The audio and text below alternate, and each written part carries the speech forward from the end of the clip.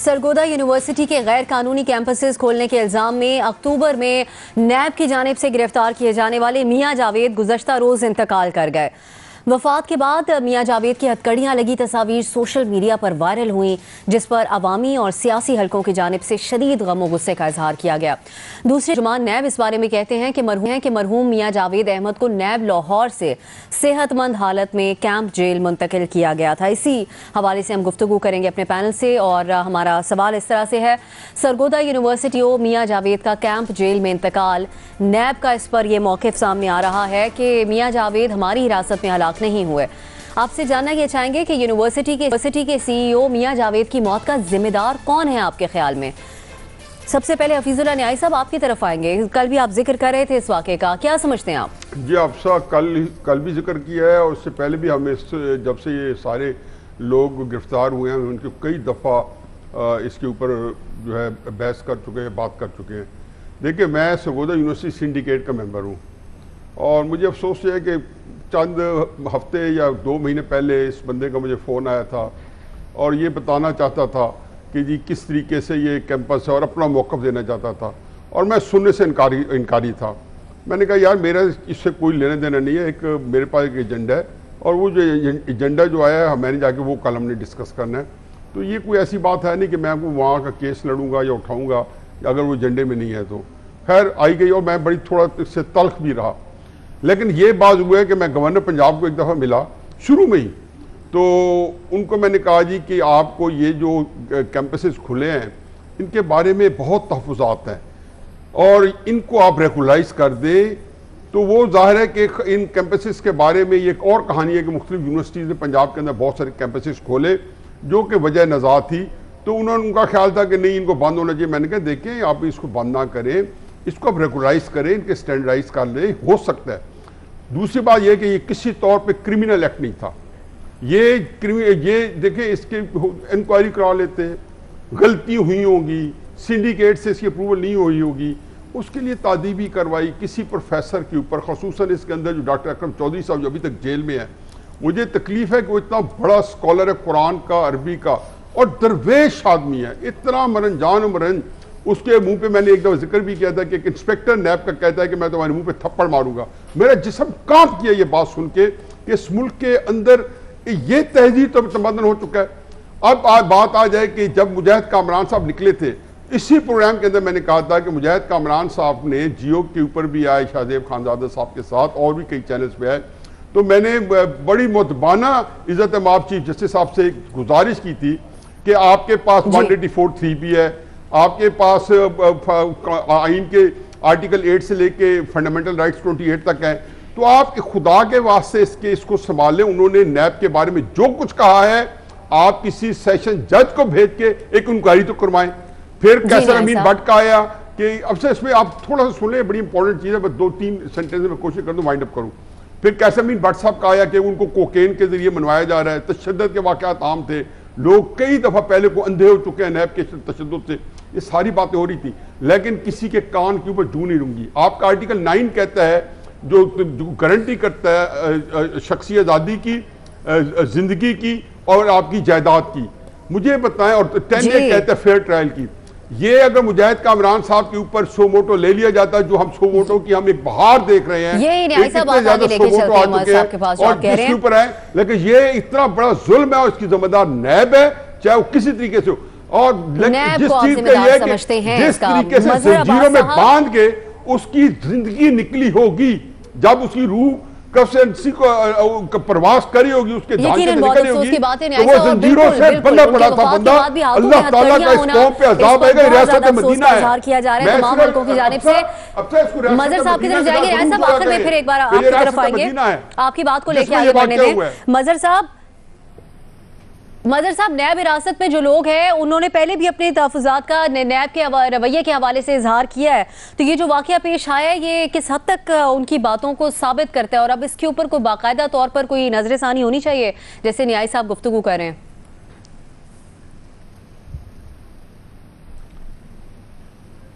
دیکھیے، ایک تو بنیادی طور پہ واقعہ انتہائی شرمناک ہے اور افسوسناک ہے، اس کی جتنی بھی مذمت کی جائے کم ہے۔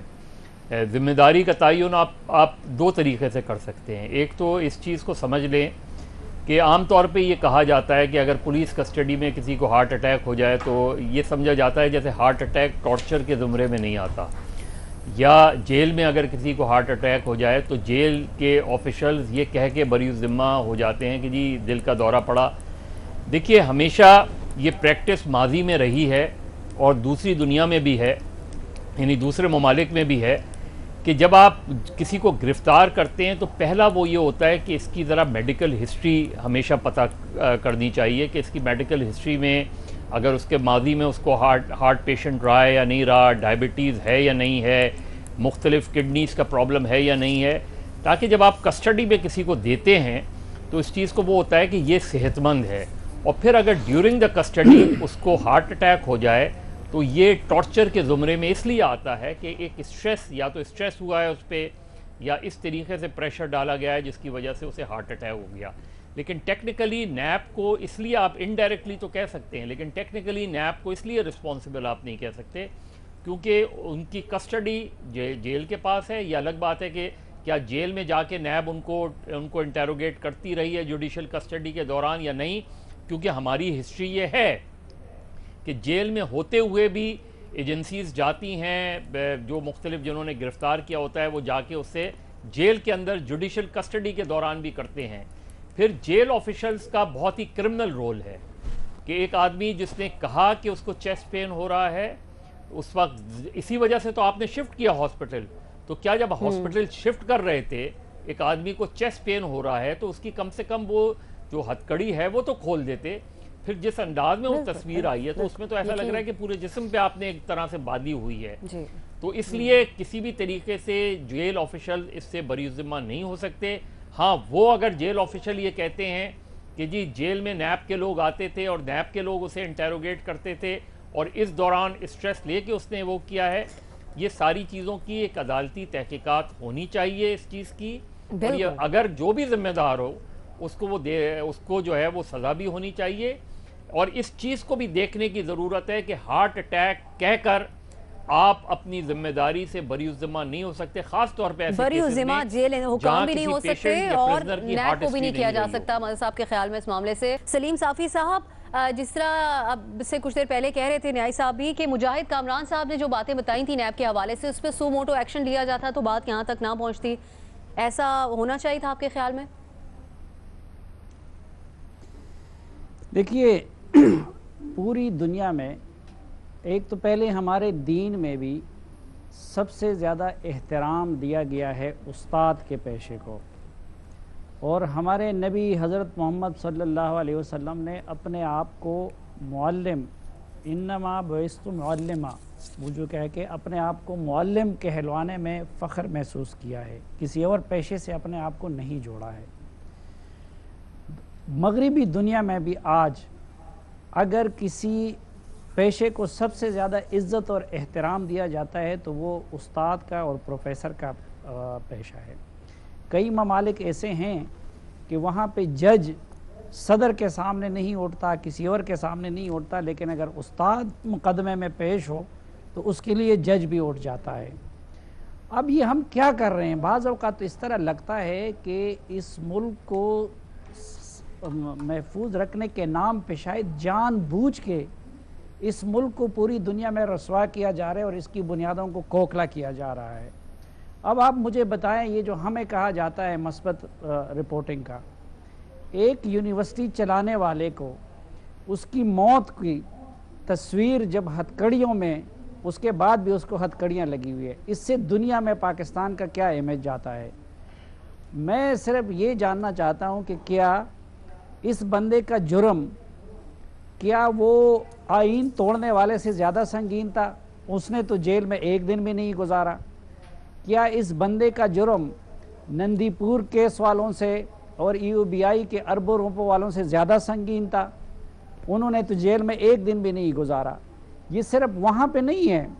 اس سے پہلے جس طرح پنجاب یونیورسٹی کے وائس چانسلر کے ساتھ کیا گیا. اب ہتھکڑی اس عمر میں کیا وہ یعنی خواہ بے عزت کرنے والی بات ہے نا, وہ اس عمر میں بھاگ سکتے تھے کہ ان کو ہتھکڑی لگائی تھی.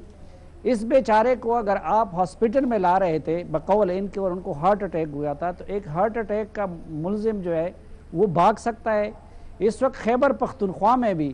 آپ دیکھیں کتنے لوگوں کو بلایا جاتا ہے ایک ایک کیس میں.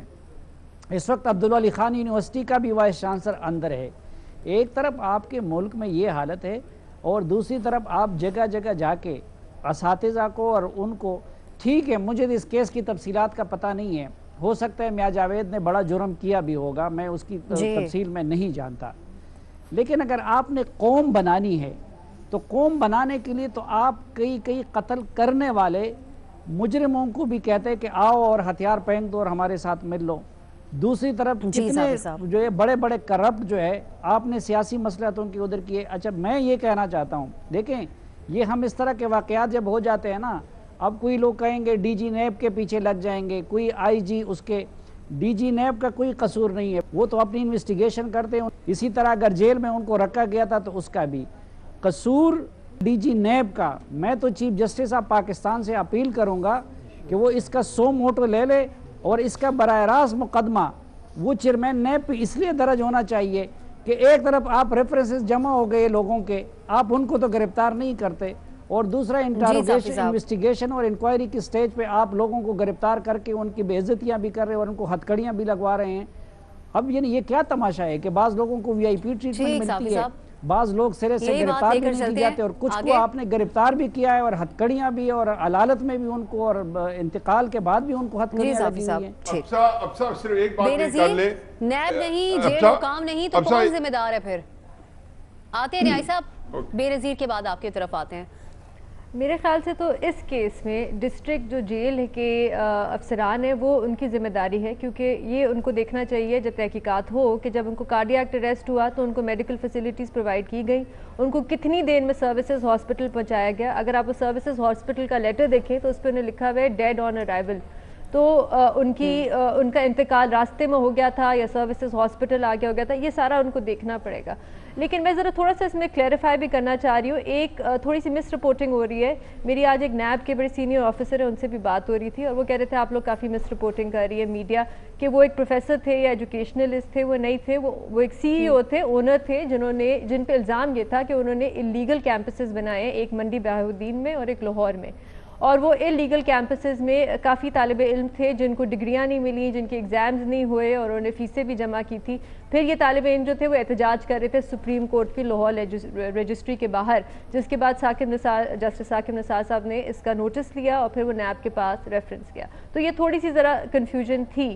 اچھا، دوسری بات یہ ہے کہ اس کیس میں شاید نیب ڈائریکٹلی الزام نہیں لگ سکتا نیب نے، لیکن نیب کا جو اوور آل رویہ رہا ہے اس طرح کے کیسز میں وہ بھی ہمیں دیکھنا چاہیے. جیسے ابھی بات ہو رہی تھی مجاہد کامران صاحب کی، جو پنجاب یونیورسٹی کے وی سی تھے، جو اس کو نیب کورٹ لے کے آئی تھی اور وہ ان کو ہتھکڑیوں میں لے کے آئی تھی. اسی طرح میاں جاوید صاحب کی جب تصویریں آئیں تو وہ بھی ہتھکڑیوں میں تھے، ان کے بلکہ پورے جسم کے اوپر چینز لگے ہوئے تھے. تو یہ آپ کے قانون کا ایک بڑا امپورٹنٹ اور ایک ویسے بھی ایک حصہ ہے، وہ یہ ہے ڈگنیٹی اینڈ رسپیکٹ. ابھی الزام صرف لگا تھا، ابھی نہ ثابت ہوا تھا، نہ کوئی کنوکشن ہوئی تھی، نہ کوئی سینٹنس ہوا تھا. تو ابھی ہو سکتا تھا یہ الزام غلط ہوتا. تو یہ جو ایک میڈیا ٹرائل ہوتا ہے نیب کے انڈر جو سب کا ہو رہا ہے، اگر آپ کا ایک پروسیجر ہے کہ آپ ایک کانوکٹ کو کورٹ لے کے جا رہے ہو ہتھکڑیوں میں، تو پھر وہ سب کے لیے ہونا چاہیے، سیاستدان ہو، چاہے سول سرونٹ ہو، چاہے ایک عام ملزم ہو، یا وہ کسی کے لیے بھی نہیں ہونا چاہیے. تو یہ بھی ایک میرے خیال سے اوور آل جب تحقیقات ہو تو نیب کو بھی اس میں کچھ ذمہ داری ہونی چاہیے. بالکل، یہ بات بھی سامنے آنی چاہیے. بینظیر، اس میں آپ نے کچھ کلیریفیکیشن بھی اس سلسلے میں ہمارے سامنے آپ لے کر آئیں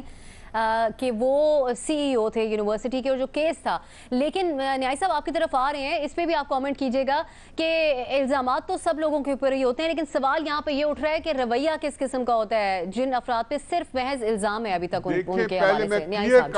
پہلے میں کلیئر کر دوں کہ یونیورسٹی آف سرگودا کا جو چارٹر ہے اس کے اندر سکم تھے، اور یہ جس دن آیا تھا آج سے 16-17 سال پہلے چودھری پرویز الہی کے دور میں،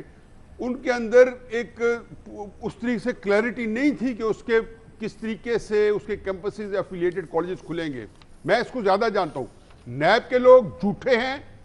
اور ان کے کئی بیانات انہوں نے واپس لیے ہوئے ہیں، کئی جگہوں پر غلط چیزیں فریم کی ہیں، اور جو کوئی پبلک میں لے کے آئے، ایون وائس چانسلر کے اوپر ڈی جی نیب لاہور جتنی دفعہ آیا ہے ہر دفعہ اسے غلط بیانی کی ہے. इसलिए वो बिल्कुल ट्रस्टवर्दी नहीं है, पहली बात। दूसरी बात ये कि डॉक्टर अकरम चौधरी साहब 8 साल सरगोदा यूनिवर्सिटी के वाइस चांसलर थे। जब ये बनी तो मेरे ख्याल है वो शायद वो ही बनने रहे, उसके एक बड़ा लंबा टेन्योर करके गए। उन्होंने यहाँ पे प्राइवेट पब्लिक पार्टनरशिप में कॉलेजेस खोले, जिनमें 1-2 कॉलेजेस जिसके बारे में यह है कि ये कहना कि गलत है सही है, इसके लिए बोर्ड बनना था, इंक्वायरी करनी थी, और जो सुकम से चार्जेस फ्रेम होते पहले जो है उसके ऊपर। लेकिन एक बात और है, एक और बात है, बात है कि मदर साहब ने कही एक और इम्पोर्टेंट नहीं, असल बात मैं और करना चाहता था, ये तो बेनजीर ने की, तो मैंने कहा मैं भी क्लैरिफाई कर दूं कि असल ये प्राइवेट पब्लिक पार्टनरशिप के साथ थे, जो इनका कसूर नहीं है,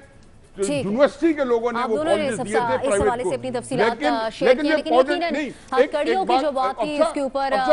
जो बात सियासी हल्के और शहरी भी आम बहुत अफसोस का इजहार कर रहे हैं। साहब वक्त थोड़ा कम है, एक बात करने का वो बड़ा इंपॉर्टेंट है कि जेल के अंदर से एक बड़ी प्रैक्टिस हो चुकी है, बड़ी ही क्रिमिनल प्रैक्टिस हो चुकी है कि जेल से कैदियों को ले जाते हैं, जो मदरसा फरमा रहे थे, और ये वहां जाके उनको इंटरोगेट करते हैं, उनको तशद्दुद करते हैं, जेल के जिम्मे आ जाते हैं। कुर्सी पे आप सवाल उठा रहे हैं साहब।